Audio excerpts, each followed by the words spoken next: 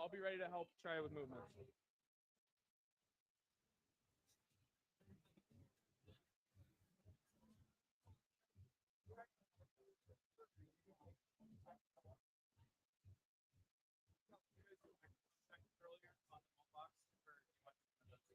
BJ, you guys do a mic check yet? Yes, for the block, it works. You're good? The ball box, yes. Do one more, just, okay.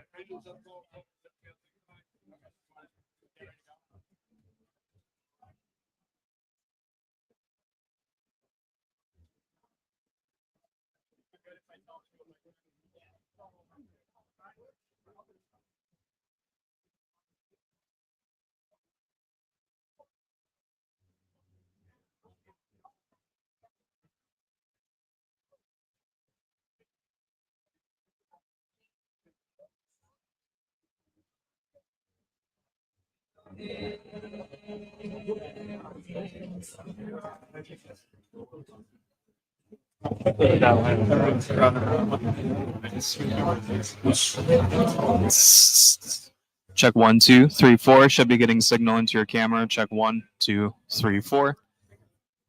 Check 1, 2, 3, 4, 5, 6.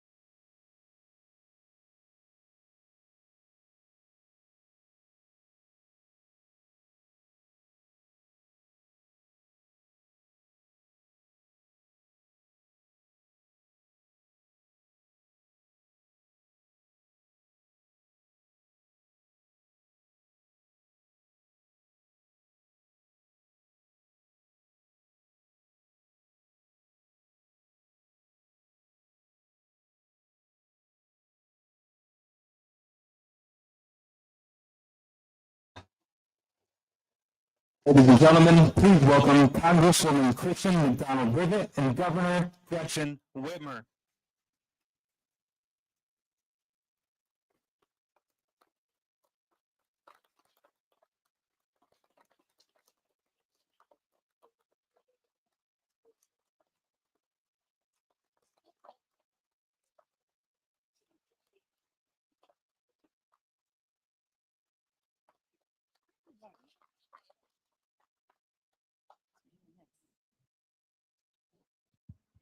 I'm always the old person who can't figure out how to turn the mic on. So step one, check. I want to say, let me just start with a welcome and a thank you for everyone. So I am the mom of 6 kids, and I love back to school time. Not because it gets them out of the house by any stretch of the imagination, but that's always helpful. I want to start by, so this celebration is terrific. We've got bouncy houses and fun things and face painting for the kids afterwards. It should be a good time. But before we do that, we want to just talk about what's happening in our schools and frankly, how hard it is to parent. It's an expensive, expensive thing. And there are a lot of things to worry about. Now, 5 of my kids are adults. I still have a 15-year-old at home. I will tell you that his first day of school is Monday, and he would like, Governor, for you to declare it a National Day of Mourning. He's laying face down on his bed, sort of moaning in this moment. But we know when we are moving forward to do the back-to-school clothes shopping, when we're out buying the school supplies. So I see it in 2 places, right? I see it doing it, you know, as my son's picking out what he wants to wear because he's growing like a weed and he needs all new clothes. But also I have 3 of my adult kids, 2 of my kids and my son-in-law are all teachers. And what's coming out of their pockets every day. So we want to have a conversation today about that. We want to be able to talk about what we're worrying about as parents, and then what the response is that I see in Congress, which is tariffs that have brought the price of school clothes and school supplies up, We're seeing our income not keep pace with the cost of things. We're seeing an administration that wants to and has eliminated the Department of Education and a complete disregard for working families. So we can fight back about that. We know that we can, because here in Michigan, we have a history under this governor of supporting our families, supporting our schools, and supporting our children. So what I'd like to do before we dig into the questions is turn it over to our amazing leader in this state, who I had the privilege of serving with for a very short time when I was in the state senate for 2 years. But in that time, free breakfast and lunch for every kid. Free breakfast and lunch for every kid. Historic state funding in our education budget. The largest tax cut for working families in Michigan's history. So please help me welcome Governor Gretchen Whitmer.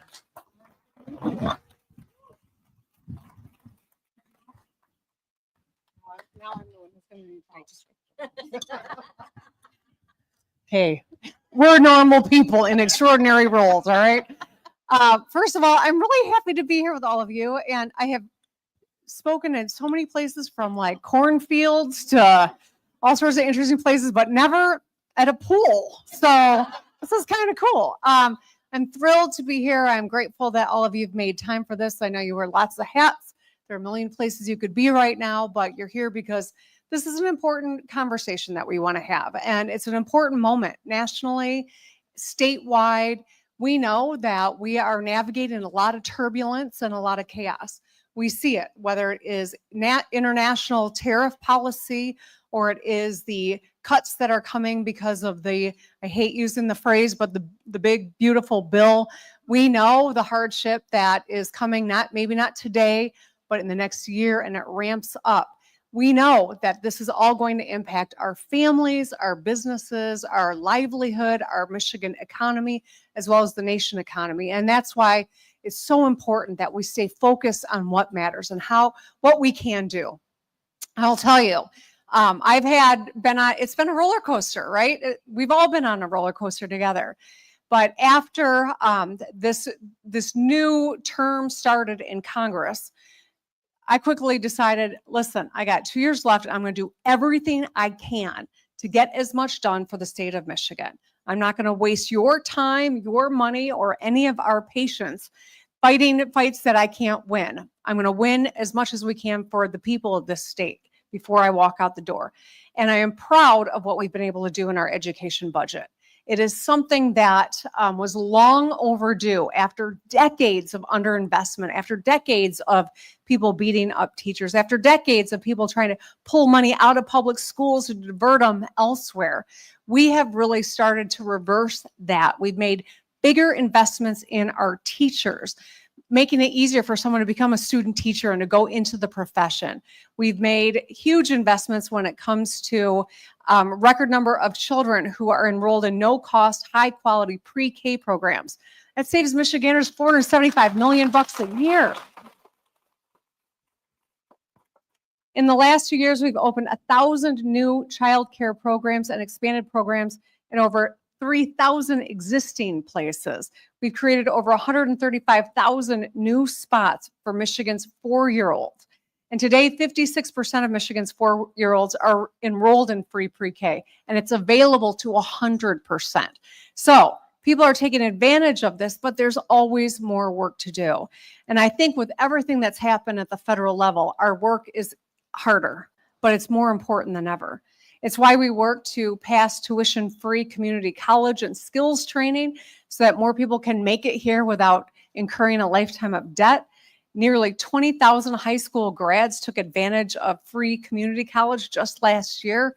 These are people who may not have gone on to any additional upskilling. So it's exciting, but all of this is precarious because we know the national winds are blowing against the progress that we've made, which is why this conversation is so important. It's why the budget that we continue to work on is so important. And I'm sure there'll be questions on that, and I'll be happy to get to those when they come up. But now is, I think, a a time where we should be proud of what we've been able to accomplish, but also sober about how important the work remains and what we've got to get done together. So I'm excited to see what you've written down on your questions, and I'm grateful for the Congresswoman's leadership. She's been a voice of reason in a sea of chaos. Thank you for finding me a clean word. Thank you. Okay.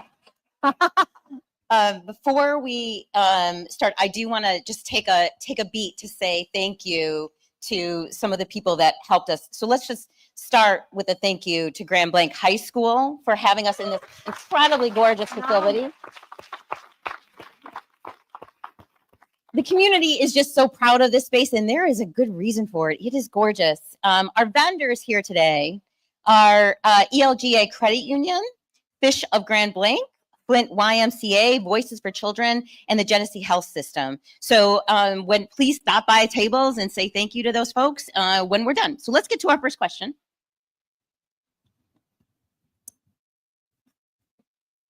Okay, this question is from Bobby McComla. So Bobby, can you stand up? We'll bring a mic over to you. Bobby has a question about the Medicaid cuts.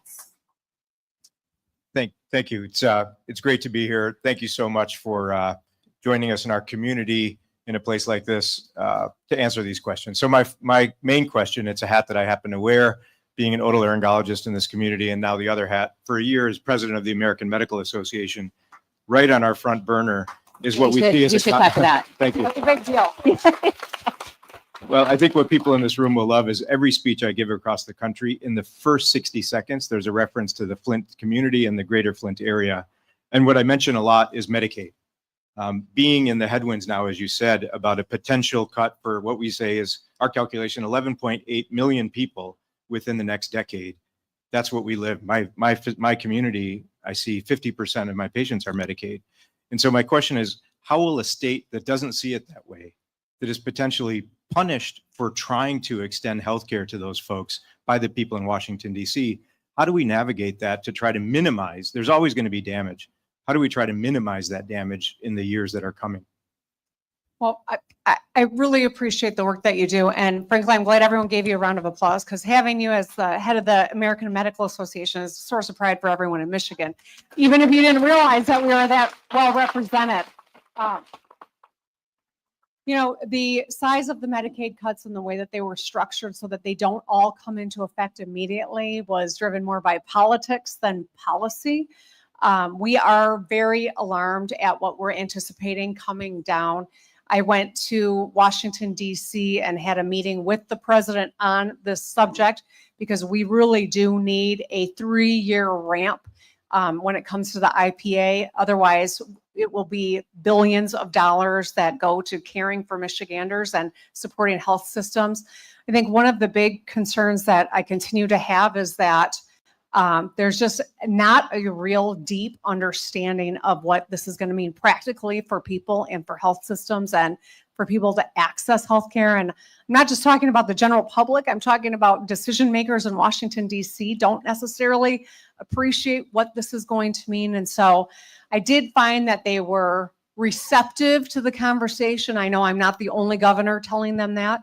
I wish more people from both sides of the aisle would share the hardships that are coming, because red states are going to get just as, if not even more impacted than blue-led states. And that's why this is not political. It is about making sure that we're able to do what people need us to do when they need help.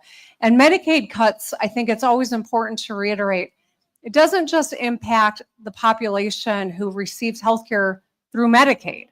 It impacts every one of us. If you're lucky enough to have employer-sponsored healthcare, you will be impacted. If you provide healthcare to people on Medicaid, or people who come in through another way and have their health insurance paid for, everyone's going to get impacted, because we'll have fewer specialists, we'll have fewer people on ready to respond when we need healthcare. You know, I was in Traverse City a couple weeks ago, just days after the stabbing at Walmart.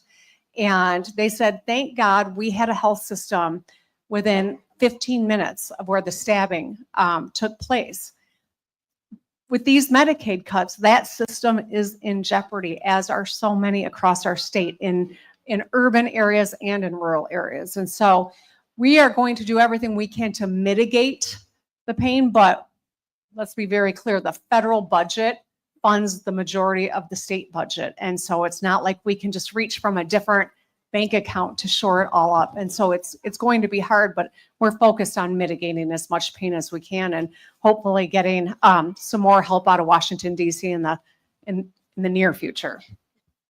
I do want to kind of add a little bit to that. So I don't actually talk about it in terms of Medicaid cuts. I think that it's really appropriate for us to talk about it as Republican tax policy. Because if you look at the cuts that are coming to Medicaid, and then you add in the elimination of the ACA tax credits, which help thousands of people in Michigan actually afford their health care. Nationally, the number of people who are likely to end up without health insurance is closer to 17 million. I can tell you as somebody who, my second baby was born 90 minutes after my first contraction. If I had lived in a rural area, particularly under these Medicaid cuts that is going to close labor and delivery in rural hospitals, I would never have made it to the hospital. And that's the reality of what is happening. Now, these are cuts were made so that we could make sure that the top 5% income earners in this country, the billionaires, were receiving large tax cuts. I'm not making a campaign speech. I'm not being political. That is just what happened in Washington. I see over and over again, a complete lack of understanding and often an unwillingness to try to understand from people who are voting for these policies. And in fact, those cuts, the $1 trillion, almost $1 trillion of cuts out of Medicaid were literally made starting with a committee that's posting for consideration the committee hearing at 1:00 in the morning. This wasn't a process that was about understanding. This was about a process that was intended to pay for the tax plan that benefits the most wealthy in the country. It is possible in these moments for us to push back. And the work that the governor is doing, you know, I personally want to thank her for every trip to the Oval Office where she goes in and fights for Michigan. That is really incredibly important. But it's also in the way these policies are developed and what in HHS and the Office of Medicaid that says, listen, this is how we're going to put the regulation. This is how this is going to work out. In the detail is where we are going to be able to make significant difference. And we're fighting for that in Washington. The governor is certainly fighting that with a very large voice coming into Washington and doing it from the state with other governors. But the reality is that we also, if we want to turn in direction of policy, we need a turn of direction in our politics. All right, you want me to do it? Yeah. All right, we'll divide up the ladies. Kristen Levitt, will you please stand up? All right. What are the ways the state and federal government can help make childcare more available and affordable? How many kids do you have? I have two. Two. Okay. They're up there. Thank you for your question. They're very well behaved children. Good. So I'll start and then hand it over to you. So I went over a few of the statistics about the ways that we have made childcare more affordable. We looked to the TRICARE model, which was piloted in the Grand Rapids area, where the state picks up a third of the cost, the parent picks up a third of the cost, and the employer does as well. And we've been able to expand that and create more availability through that. This morning, I was at a home care facility where they had 6 kids in Romulus and just took the opportunity to see how that model is working. And so we recognize that there's not a one size fits all, that every community has different needs and different strengths and different challenges. And every child has different needs and strengths and challenges as well. And that's why making sure that we are really being creative but diverse when it comes to the different types of efforts to meet the kids' needs across the state of Michigan. We put a lot of resources in. There's still a lot more work, but when we are up to 56% of our 4-year-olds that are in pre-K now, that's a major step forward, but it still tells you there's 46% who maybe aren't getting the opportunity that are available to everyone now. So our work continues, but I think with GSRP and the expansion we've done there, we've made a lot of strides. But there's no question that childcare and affordable housing are two of the top expenditures that young families are facing in our state and frankly across the country. And that's why these are two priorities of what we've been able to get done in the last 6 budgets and what I'm hopeful we can continue to protect and grow in this next budget that we're working on now. I could talk about childcare for 4 hours, but I'm not going to. I think that the work that's been done in Michigan is incredibly important and really a national model of how to move quickly in this space. But I really want to talk about childcare for the birth through 3 crowd, because infant toddler care is almost non-existent. The average wait time, and this isn't Michigan, this is across the country, the average wait time for an infant to get into childcare is 2 years. So we have this joke in our office that if you go on a first date and you like someone, you ought to get yourself on a childcare list because it's going to take a long time. But even if you don't like them, even if you don't like them, cover the bases. you never know what ends up. But here's the issue: it's the reality is that childcare, to care for a child for 10 hours, costs more than parents can afford to pay. So, most childcare providers, like 40% of childcare providers are on some sort of public assistance because of their income. The system's just broken. And we actually have to have a hard national conversation about what we're going to do about that. Because without significant investment in childcare, significant public investment in childcare, we're not going to solve the birth through 3 problem. At the federal level, there are a lot of ways that we try to impact that. They're broken, all of them. So the child care subsidies is a federal block grant that comes to the states to help lower income families pay for childcare.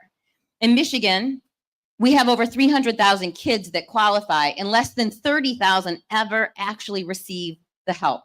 And it's because the regulations that are attached to that money coming out of Washington are so hard to get through that most parents give up and walk away. And when I ran an organization that had a child care, we took subsidy payments. We had to employ 3 full-time people just to process the paperwork. So when their money is available, and there's not enough, when money is available, it is too hard to access and just buried in a morass of red tape and bureaucracy. So we've got to fix that at the federal level. Yeah, thanks. But the last thing I want to say, that I firmly believe that the best way for us to make an immediate impact here is try to put more money in the pockets of parents. And we can do that. The expansion of the earned income tax credit here in Michigan is a great way to do that. The increase in the child tax credit, a great way to do that. I have got a bill that is ready to be introduced that allows you to use a 529 pre-tax dollars to pay for childcare, which also helps you set up an account to actually save for post-secondary. Additionally, I believe that we need to institute a working parents tax credit that gives every parent with a child under the age of 3 $3,500 a year in a refundable tax credit. More money in your pocket is going to actually help boost the system and get childcare open up.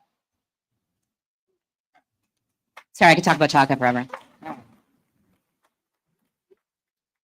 Linda Moore from Fenton, where are you? Oh, hi, Linda. Right. Linda has a question about investments in children, SNAP, Head Start, free breakfast, lunch, and preschool. Go ahead. Well, I'm a former early childhood director, 40 years, and principal and early childhood specialist. So everything about children, I'm very passionate about. I'm the lead volunteer for Save the Children advocacy group. So doing what I can. And so just want to know what we can do. I mean, our slogan for Save the Children is invest in children, but it's difficult. And I really see that we need a coalition of caring and connection to build thriving communities. And I don't know how we get that. So we're not so polarized, but we really need that coalition of caring. Well, thank you for the work that you do, number one. It is incredibly important and undervalued and underappreciated. So I want you to know a lot of people appreciate the work that you do. As we think about the health and welfare of our kids, it should be enough that it's about our kids to take the politics out of it, but it's not. And so we need to think about it that appeals to me. That's good enough for me. But for some people, we need to tell them it's the best economic investment we can make, is to make sure that we get our kids on a great, healthy start, that they are supported. It's part of what has driven us, a lot of the budget decisions that we've made over the last 6 years to make a greater investment in mental health of young people, to make sure that we are feeding breakfast and lunch at school for all our kids. I was talking with the superintendent on the way in here, and he wanted to quick talk about the budget. We're not done with the budget yet, and yet their budgets were supposed to start on July 1 in terms of their planning and expenditures, and they still don't know what they're working with, and they're feeling the stress. And I know Senator Cherry is here, and we're working hard in Lansing, even though we're both right here with you now. We are working hard to get this budget done, but most importantly, get it done in a way that really reflects the needs of the people, and the youngest people in Michigan, are as important as everyone else. They don't have lobbyists. They don't have big, moneyed people that are behind them. They've got advocates who are doing it mostly as volunteers, but it is some of the most important work that we do. So I'm proud of what we've been able to do. I am resolute in terms of making sure that we continue it as we try to lock down this budget, but I'm just grateful that there's people like you out there who are doing this work too. So thank you. I'm getting a high sign that we're talking too much. I just want to say that I know people feel discouraged in this moment, but Head Start is a really good example. When Head Start cuts were proposed, that immediately activated an advocacy network around the country, and Head Start was funded when they were slated to be zero out. So advocacy, calling, writing, marching, protesting, that actually works. So just there is power in bringing our voices together. 2 more questions. All right. This is the last question. You're going to love it. It's adorable. So, all right. Tiffany Peeler from Grand Blanc. All right. Go ahead, Tiffany. Hi. As a former teacher, school counselor, and current licensed professional counselor, and a board member of Big Brothers Big Sisters, mental health is really important right now. How do we plan to continue the initiatives and funding to support Michigan students' mental health? Well, doing what you're doing right now, right? Showing up, continuing to advocate. We're 39 days from when the next budget year starts. Why do I know that number? Because we got to get this budget done. And for 6 years, we've gotten budgets done on time, record investment in education, including mental health of our young people. And I'm proud of that. But I also know that this is a different budget moment. We've got less money to work with. We've got a divided legislature. We got budgets done on time when it was a completely Republican controlled legislature. We got budgets on time when it was completely Democratic controlled legislature. We are in divided moment. And frankly, the federal government is also careening toward a budget deadline at the end of September as well. Last thing we want is for the state of Michigan budget to look like the Washington budget. No offense to my good friend here. If she was in charge, I wouldn't worry, but I'm worried because there's a lot at stake on this. People need to, districts need to know what they have to work with. Mental health professionals need to know what kind of assets they can offer. You can't offer something on the first day of school and then take it away a month into school. And that's part of the stress I know that districts are feeling. But this continues to be a centerpiece of what I introduced in my budget and what I want to get accomplished in the budget that I sign in the next 39 days. Right, Senator? And I'm glad I got a partner like Senator Cherry. All right, I'm going to ask you the last one on behalf of Penelope, who's 8 years old. Penelope, where are you? Do you want to stand, sweetheart, or do you want me to ask the question for you? Oh, you're standing. I'm sorry. Do you want to ask it, or do you want me to ask it for you? She can ask it. Here. You want to ask it? Here you go, sweetheart. Fire, you are standing. You're taller than I thought you were. Go ahead. What advice do you have for a third grader? I'm a little nervous this year. All right, let's give Penelope a round of applause. You want to start? You got more kids than I do. Here, Penelope, I love that you asked that question, and I also love how brave you were to stand up and ask it. So, I don't know if anybody told you, but third grade, that's a magical year. I mean, you ask any teacher, third grade is fun. So, what I would say is every day when you go to school, try to find one thing that you like about the person sitting next to you. Just one thing. They can be driving you crazy, Penelope, but just find the one thing about them that you like. And do that every day. And what you'll find by the end of the year is you've got a classroom full of friends. Know that you have a teacher that really wants you to succeed. So if you have questions, you should always ask them. Teachers love questions. Because sometimes, they stand in front of the classroom and they're talking to people and no one's asking them questions and they think, is anyone even listening to me? You ask a question, it makes them happy in their hearts. So, and then seriously, you just take advantage of every minute of recess. And you'll do great. And Penelope, I think you're going to have a great third grade year. I see you now. I think you're going to have a great third grade year. And my advice is work hard, be kind, and always be you, because I think you're amazing and you're going to have a great third grade. All right, you all, I just want to say thank you so much for this conversation. Thank you for, look, these are big questions and we're going to all have to keep together working on these things to make sure that every single kid is in a school where they are nurtured and loved and on a pathway to greatness in this incredibly great community that we all live in. So thank you very much. And please, please stay engaged. Do not assume, even if you've got great legislators who you know well, don't assume they know. Don't assume that their colleagues know. Make your voices heard because it matters and they do listen. So thank you so much for being here, and let's continue to work together to deliver for the most important investment we can make in ourselves and in our economy, and that's in the future for all of us. So thank you. Go enjoy the fair, everybody. Have a great time. Bye-bye. Thank y'all again for coming. If you're interested in a photo with Governor Whitmer, we would love for you to come stand over here. That way, when you're done with it, you can walk right back out the door you came in, all right? We're going to move some chairs, so bear with us for a second. Governor.